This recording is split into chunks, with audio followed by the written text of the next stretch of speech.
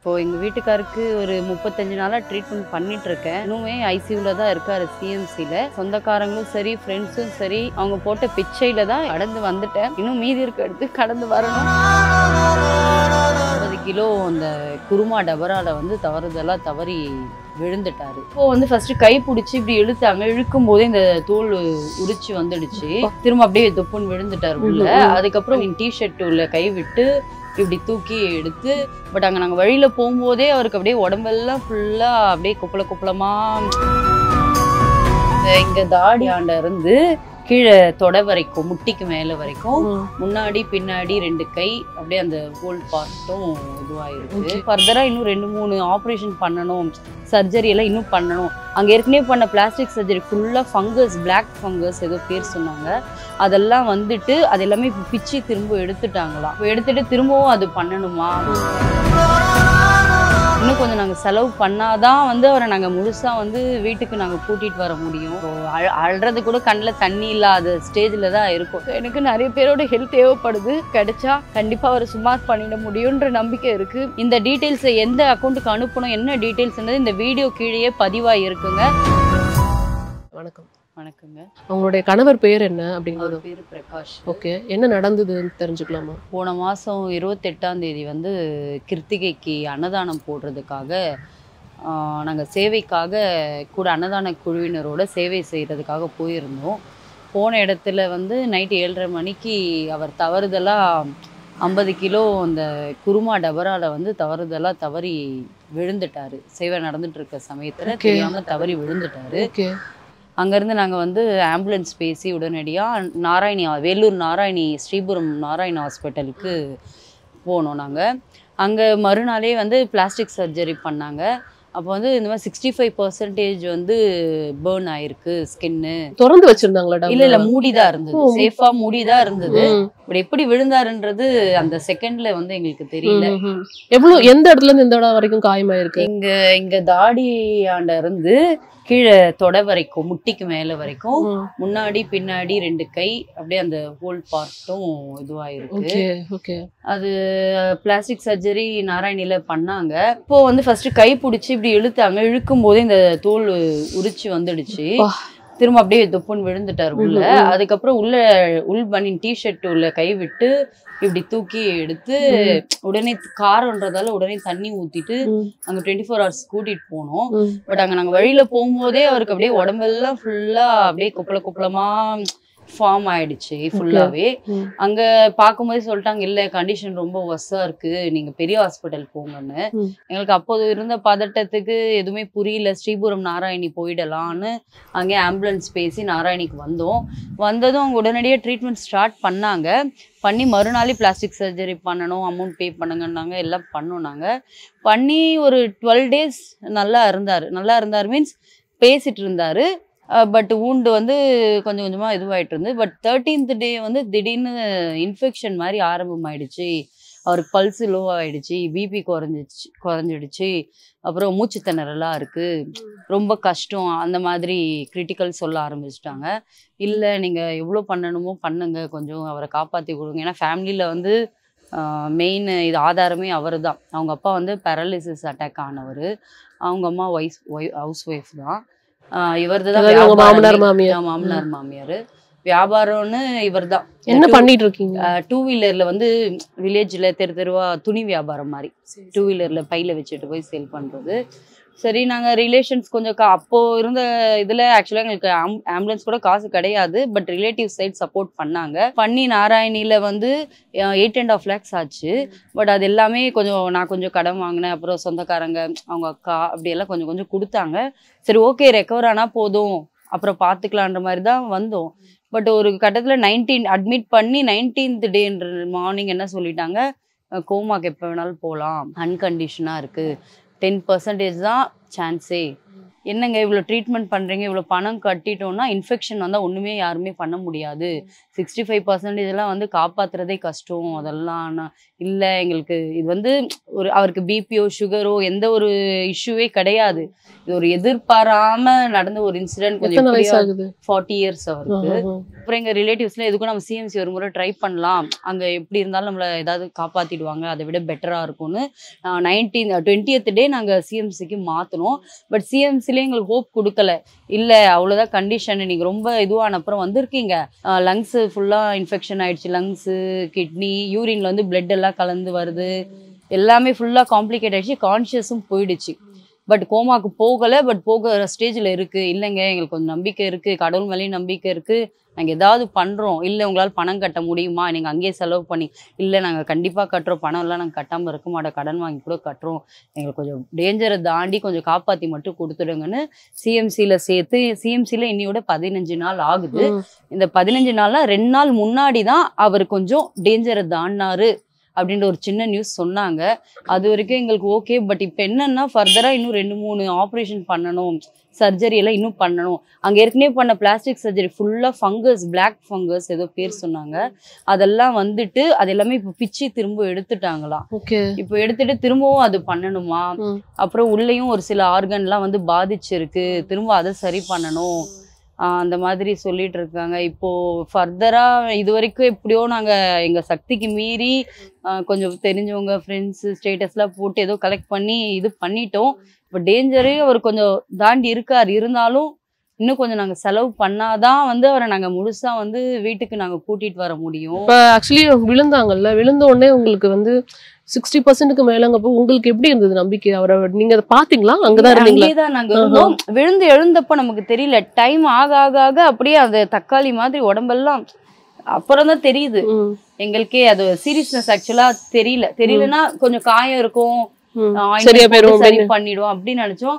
அதே மாதிரி இந்த இன்ஃபெக்ஷன் அத பத்தி சீரியஸ்னஸும் எங்களுக்கு பாக்குறப்போ உங்களுக்கு வந்து ஓகே போனா சரி பண்ணிடலாம் அந்த ஒரு பதட்டம் தான் இருந்தது. ஆமா, போனா சரி, ஏதோ ஒரு பெரிய ஹாஸ்பிட்டல் போனோம், அங்க அது ட்ரெஸ்ஸிங் பண்ணி ஆயில்மெண்ட் கொடுத்து சரி பண்ணிடலாம் அப்படிதான் இருந்தோம். பட் இது அந்த ரணத்தை தாண்டி இந்த இன்ஃபெக்ஷன்ன்றதா இப்ப அவர் உயிருக்கே வந்து ஆபத்து வரைக்கும் கொண்டு போயிடுச்சு. இன்னையோட 36 நாள் ஆகுது நாங்க அவரை ஐசியூலன்னு ஹாஸ்பிட்டலைஸ் பண்ணி. பட் இப்போ 2 நாள் முன்னாடிதான் காப்பாற்ற முடியும்ன்ற நம்பிக்கையே எங்களுக்கும் வந்திருக்கு, டாக்டருக்கும் வந்திருக்கு. ஆனா அது இன்னும் நிறைய டைம் எடுக்கும், கொஞ்சம் நிறைய செலவாகும்னு. என்னன்னா இப்போ கவர்மெண்ட்டுக்கு கூட போகலாம், பட் வந்து இப்போ அவர் இருக்க கண்டிஷனுக்கு இந்த மாதிரி நாங்க ட்ரீட்மெண்ட் பண்ணாதான் அவரை காப்பாற்றவே முடியும். கொஞ்சம் மெயினான ஆர்கன்ஸ் எல்லாம் சரி பண்ணிட்டா கூட அப்புறம் கூட எங்கேயாவது கவர்மெண்ட்ல கூட போய் நாங்க பார்த்துக்கலாம். பட் இது சரி பண்ண இப்போ கண்டிப்பா எனக்கு வந்து வேற வழியே இல்லை, ஃபண்டு வேணும். மேக்சிமம் ட்ரை பண்ணிட்டோம். இப்போ எங்களுக்கு இன்னும் அடுத்த கட்டத்துக்கு இப்போ டாக்டர் வந்து இன்னும் அடுத்த மற்ற சர்ஜரிலாம் பண்ணி கம்ப்ளீட் ஆகுனா 10 lakhs தேவை, உங்களால் முடியுமா அந்த தான் பாயிண்ட் அவுட் பண்றாங்க. இல்லை நீங்க ட்ரீட்மெண்ட் பண்ணுங்க, நாங்க ஏதாவது அரேஞ்ச் பண்றோம் அப்படி நாங்க இப்போ நிறைய இடத்துல நாங்க ட்ரை பண்ணிட்டு இருக்கோம். எத்தனை பசங்க உங்களுக்கு? 2 பசங்க. பையன் 11th படிக்கிறான், இன்னொரு பையன் வந்து 7th படிக்கிறான். ஓகே. மெயினே இப்போ அவர் தான் எங்களுக்கு இப்போ மெயினா ஃபேமிலி ரன் பண்ணோம்னா. நீங்க ஹவுஸ் ஒய்ஃப் தான்? ஆமா, நான் ஹவுஸ் ஒய்ஃப். இது வரைக்கும் எங்கேயும் வேலைக்கெல்லாம் போனது இல்லையா? இல்ல, வேலைக்கெல்லாம் போனது இல்ல. எப்படி இப்போ ஒரு மாசமா இப்படி சமாளிக்கிறீங்க? அதுதான் ஃப்ரெண்ட்ஸ் ஃபேமிலி எல்லாமே இது வரைக்கும் சப்போர்ட் பண்ணி கூட்டிட்டு வந்துட்டாங்க. பட் இதுக்கப்புறம் இன்னும் பெருசா தேவைப்படுறது எங்களுக்கு. இல்ல நான் ஹாஸ்பிட்டல் செலவை தாண்டி குடும்ப செலவு, பசங்களுக்கு படிப்பு செலவு, அந்த செலவு இந்த செலவு எப்படி சமாளிக்கிறீங்க? இன்னும் அந்த அளவுக்கே போகல மேடம், எப்படியோ போயிட்டு இருக்கு. கொஞ்சம் அதான் கடன் கொஞ்சம் வாங்கியிருக்கேன், வட்டிக்கெல்லாம் வாங்கியிருக்கேன். இப்போதைக்கு இவரை எனக்கு வீட்டுக்கு சுமார் பண்ணி போனா போதும், அப்புறம் நம்ம கடன் எல்லாம் பாத்துக்கலாம் அப்படின்ற மாதிரி வந்துட்டேன். இப்ப இவரை இன்னும் சரிப்படுத்துறதுக்கே வந்து, ஏன்னா இது வந்து எங்களுக்கு ஒரு எதிர்பாராத இன்சிடென்ட். இது வந்து அது இந்த அளவுக்கு கூட்டிட்டு வரும்.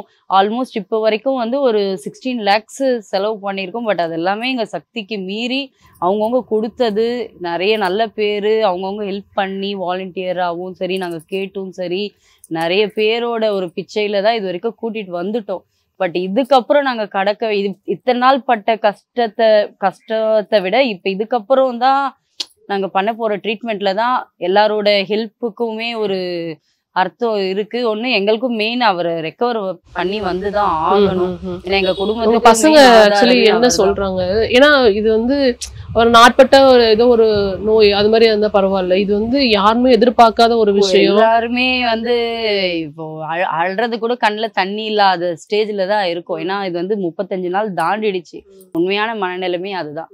அழுறது கூட கண்ணுல தண்ணி இல்லாத ஸ்டேஜ். ஏன்னா அழுது அழுது வந்து ஒரு கட்டத்துக்கு வந்துட்டோம். இப்ப அதுக்கும் இல்ல, ஏதோ ஒண்ணு கடவுள் ஒரு வழி காட்டணும். கொஞ்ச நாள் பேசிட்டு இருந்தாரு ஸ்டார்டிங்ல. என்ன சொன்னாரு அவரு? இல்ல அவரு அது ஸ்டார்டிங்ல வந்து வாயெல்லாம் எதுவும் முகம் ஆகாததால என்னப்பா எப்படிப்பா விழுந்த அதுதான் நம்ம ஃபர்ஸ்ட் கேட்டேன். ஏன்னா எதுவுமே புரியல, ஒரு ஒண்ணுமே மாயம் மாதிரி இருந்தது. எனக்கே தெரியல, நான் எப்படி சாப்பிட்டுட்டு இருந்தேன், எப்படி விழுந்தேன்னு தெரியல. அவர் சொன்ன ஸ்டேட்மெண்ட்டே அவ்வளவுதான். சரிப்பா பயப்படாத, சரியாயிடும் சரியாயிடும். அது மாதிரி நம்ம என்கரேஜிங்கா தான் பேசணும், மற்றபடி வேற எதுவும் பேசி. பசங்க கிட்ட எதுவும் பேசினாரா? இல்ல, பசங்களும் பயந்துருவாங்களே. ஏன்னா பெரியவங்களே நிறைய பேரு அவங்க அப்பா அம்மா யாருமே அவர் பார்க்கவே முடியல. அது போட்டோ கூட இருக்கு. அது அப்படியே ஓப்பன்ல வச்சிருந்தாங்க. ஆக்சுவலா ஃபுல்லாவே ஓப்பனா வச்சிருந்தாங்க. யாருமே பாக்குற சக்தியிலேயே இல்ல, அந்த மாதிரி கண்டிஷன்ல இருந்தது அவர் உடம்பே வச்சிருந்தது. அதனால பசங்க எல்லாம் பாக்குற இதுலயே இல்ல. அவர் தைரியமா இருந்தாரா? சரியா தைரியமா இல்ல, அவருக்கும் ஒரு அதிர்ச்சி மாதிரி ஆயிட்டு ஒரு 1 வீக்லயே வந்து அவரும் மென்டலி கொஞ்சம் டிஸ்டர்ப் ஆயிட்டாரு. டிஸ்டர்ப் ஆயிட்டாருன்னா நம்ம எங்க இருக்கோம் என்ன இருக்கோம், பட் இப்பவும் அதே கண்டிஷன்ல தான் இருக்காரு. அவர் எங்க இருக்கோம் என்ன இருக்கோம் அந்த இதுல இல்ல. நான் இங்க என்ன பண்றேன், வெளிய என்ன நடக்குது, அது எதுவுமே தெரியாத மனநிலைமையில தான் இருக்க. கான்சியஸ் இருக்கு, பட் எங்க இருக்காருன்ற தெரியாத மனநிலைமையில தான் அவரும் இருக்காரு. எங்களுக்கு ஒண்ணும் இல்ல, இந்த கொஞ்சம் இவ்வளவு தூரத்துக்கு நிறைய பேர் ஹெல்ப்பால மட்டும்தான் வந்தோம். எந்த ஒண்ணுமே இல்ல. ஆக்சுவலா அந்த திருத்தன்ல இருந்து வரும்போது உண்மையாவே என் கையில இருந்தது வெறும் 500 ரூபாய் தான். இப்ப வந்து பண தேவை வந்து ஒரு 10 லட்சம் ரூபாய் தேவை. 10 லட்சம் தேவைன்னு எங்களுக்கு சிஎம்சிலே கொட்டேஷன் கொடுத்துருக்காங்க. ஏன்னா இதுக்கப்புறம் தான் இன்னும் சர்ஜரி எல்லாம் பண்ணணும். இன்னும் கொஞ்சம் என்ன சர்ஜரி சொன்னாங்களா? அது ஸ்கின்னு தான் மேடம். ஏதோ தொடையில இருந்து தோல் எடுத்து வைப்பாங்களாம் 2-3 இடத்துல. பெரிய போர்ஷன்றதால எக்ஸாக்டா, அதாவது ரொம்ப டீப்பான காயம் ஆயிருக்கிற இடத்துல வந்து வேற இடத்துல இருந்து எடுத்து வைப்பாங்களாம். பெரிய போர்ஷன்றதால எந்த இடம் பர்டிகுலரா வந்து தெரியல. ஏன்னா இப்போதான் கொஞ்சம் கொஞ்சம் கிராஸ், இன்னும் ஆக்சிஜன் சப்போர்ட்ல தான் இருக்காரு. வென்டிலேட்டர் எடுத்துட்டாங்க, பட் இன்னும் ஆக்சிஜன் சப்போர்ட்ல தான் இருக்காரு. இன்னும் இது ஸ்டேபிள் ஆகணும், ஸ்டேபிள் ஆகி அதுக்கப்புறம் பண்ணணும். பட் இது எல்லாமே ஐசியூல இருந்து தான் பண்ண முடியும். உங்களுக்கு சார்ஜஸ் அதிகமாகும். இப்போ எங்களுக்கு என்னன்னா அவரை கொஞ்சம் சுமார் பண்ணிடணும். போன்ல எல்லாம் அனுப்பிச்சா கூட ஃபேக்குன்ற மாதிரி யோசிக்கிறாங்க. ஆனா இது உண்மையா ஃபேக் கிடையாது. இது இப்ப எங்களுக்கு ஹெல்ப் கிடைச்சதுன்னா ரொம்பவே வந்து இதுவா இருக்கும். ஃபைல் இருக்கா, ஒரு போட்டோ கூட நான் கொஞ்சம் என்லார்ஜ் பண்ணி கொண்டு வந்திருக்கேன். ஏன்னா யாரும் நம்ப மாட்டேன்றாங்க சொன்னா கூட. அட்லீஸ்ட் பார்த்தாவது நம்புவாங்க அப்படின்னு. அவரு சாம்பார்ல விழும்போது நியூஸ் அங்க திருத்தணியில பப்ளிஷ் ஆன நியூஸ் இது. அது அப்புறம் அங்க போலீஸ்ல வந்து ரெக்கார்ட் ஆன நியூஸ் இது. இது வந்து ஃபர்ஸ்ட் டே அங்க இருந்து நாங்க கூட்டிட்டு வரும்போது இது ஆஃப் போர்ஷன் வந்து மறைஞ்சு இருக்கு, பாதி துண்டு போட்டிருக்கோம். இது முதல் நாள் கூட்டிட்டு வந்தப்போ நாராயணில் அட்மிட் பண்ணப்போ இது வந்து ஆக்சிஜன் சப்போர்ட்டோட. பட் இது இப்போ வந்து கண்ணு திறந்து பேசிட்டு இருந்தது. இது வந்து ஒரு 11th டேவோ 12th டேவோ. இதுதான் அவரோட ரியல் இதுதான் நாங்க ஸ்டேட்டஸ்ல போட்டு ட்ரை பண்ணோம். பட் இப்போ வந்து சிஎம்சில இருக்கிறது இமேஜஸ் எதுவும் எங்க கிட்ட இல்ல. ஆமா, கரண்ட் கண்டிஷன் வந்து இப்படிதான். பட் இப்போ உட்கார கண்டிஷன்லயும் இல்ல. இது வந்து ஃபர்ஸ்ட்ல உட்கார எல்லாம் வச்சோம், நிக்க வச்சோம். இப்போ உட்கார கண்டிஷன்லயும் இல்ல, ஃபுல்லா இதுலதான் இருக்கு. சிஎம்சில கொடுத்த கொட்டேஷனும் இருக்கு. இப்போ லாஸ்டா 2 டேஸ் முன்னாடி தான் நாங்க வாங்கினது. அவங்க எங்களுக்கு கொடுத்த கொட்டேஷன் இது. நம்ம செலவு பண்ணது இல்லாம எக்ஸ்ட்ராவா இன்னும் 10 lakh தேவைப்படும் அவரை நீங்க முழுசா கூட்டிட்டு போக அப்படின்ற மாதிரி கொடுத்துருக்காங்க. சுமாராகும்னு நம்பிக்கை இருக்கிறதால தான் வந்து பல இதுல ட்ரை பண்ணிட்டு இருக்கோம். பசங்க வந்து சின்ன பையனுக்கு அந்த அளவுக்கு நாங்க பேசிக்கல, காமிச்சிக்கல. பெரிய பையன் கொஞ்சம் ரொம்ப மனசார ரொம்ப இது பண்றான். அதான் ரொம்ப வருத்தப்படுறான். என்ன சொல்றது எப்படின்னு தெரியல மேடம். பசங்க அழறாங்க. நம்ம எதுவும் நமக்கே இன்னும் ஆறுதல் சொல்லவே முடியல. பசங்களுக்கு எங்க இருந்து ஆறுதல் சொல்றதுன்னு தெரியல. இதை பார்த்துட்டு இருக்கிறவங்க வந்து கண்டிப்பா ஏதாவது உதவி பண்றதுக்கு தயாரா இருப்பாங்கன்னு நினைக்கிறேன். ஏன்னா ஒரு மொத்த குடும்பமே ஒருத்தரை நம்பி இருக்கு. இப்போ உங்களுக்கும் வந்துட்டு இவ்வளவு நாள் வீட்டிலே இருந்திருந்திருப்பீங்க. ஸோ வெளியில வந்துட்டு அவ்வளவா நிறைய பேர்கிட்ட தொடர்பு இல்லாம இருந்திருப்பீங்க. இப்போ வெளியில வந்து இப்படி அணுகிறதே உங்களுக்கு ஒரு பெரிய கஷ்டமா இருக்கும். ஸோ உங்களுக்கும் ஒரு வேலை வாய்ப்போ அவருக்கு இந்த மாதிரி ஒரு நிதி உதவியோ கிடைச்சிச்சுன்னா நிச்சயமா வந்து ஒரு பெரிய பயனா தான் இருக்கும்னு நான் நினைக்கிறேன். அண்டு சீக்கிரமா குணமடைய வந்து நாங்களும் வந்துட்டு பிரார்த்திக்கிறோம். என்ன பண்ண முடியும் எங்களாலையும் இதை பார்த்துட்டு இருக்கவங்களாலையுங்கிறது வந்துட்டு கூடிய விரைவில் தெரிஞ்சிடும். ஸோ நாங்களும் எங்களால் முடிஞ்ச அளவுக்கு எல்லா மக்கள்கிட்டையும் கொண்டு போய் சேர்க்கறதுக்கான எல்லா உதவிகளையும் பண்றோம். ரொம்ப நன்றி. இப்போ எங்க வீட்டுக்காருக்கு ஒரு 35 நாளா ட்ரீட்மெண்ட் பண்ணிட்டு இருக்கேன். தயவு செஞ்சு இது யாரும் ஃபேக் நியூஸ் மட்டும் நினைக்காதீங்க. இது உண்மையா இப்போ வந்து அவர் இன்னுமே ஐசியூல தான் இருக்காரு, சிஎம்சியில். சொந்தக்காரங்களும் சரி, ஃப்ரெண்ட்ஸும் சரி, அவங்க போட்ட பிச்சையில தான் இது வரைக்கும் 35 நாள் நான் கடந்து வந்துட்டேன். இன்னும் மீதி இருக்க எடுத்து கடந்து வரணும். ஸோ எனக்கு நிறைய பேரோட ஹெல்ப் தேவைப்படுது. கிடைச்சா கண்டிப்பா அவரை சுமார் பண்ணிட முடியுன்ற நம்பிக்கை இருக்கு. டாக்டர்ஸும் இப்போதான் கொஞ்சம் ஹோப் கொடுத்துருக்காங்க. எங்களுக்கு டைரெக்டாக பண்ணணும்னு இல்லைங்க, நீங்க அவருக்கு ஹாஸ்பிட்டலுக்கே கூட நீங்க டைரெக்டாக ஹாஸ்பிட்டல் கார்டு அந்த டீட்டெயிலுக்கு நீங்க பண்ணா கூட போதும். எங்களுக்கு தனிப்பட்ட முறையில் நீங்க அனுப்ப வேண்டாம். இந்த டீட்டெயில்ஸ் எந்த அக்கௌண்ட்டுக்கு அனுப்பணும், என்ன டீட்டெயில்ஸ்ன்றது இந்த வீடியோ கீழே பதிவாக இருக்குங்க. நீங்க அதுக்கு அனுப்புனா போதும்.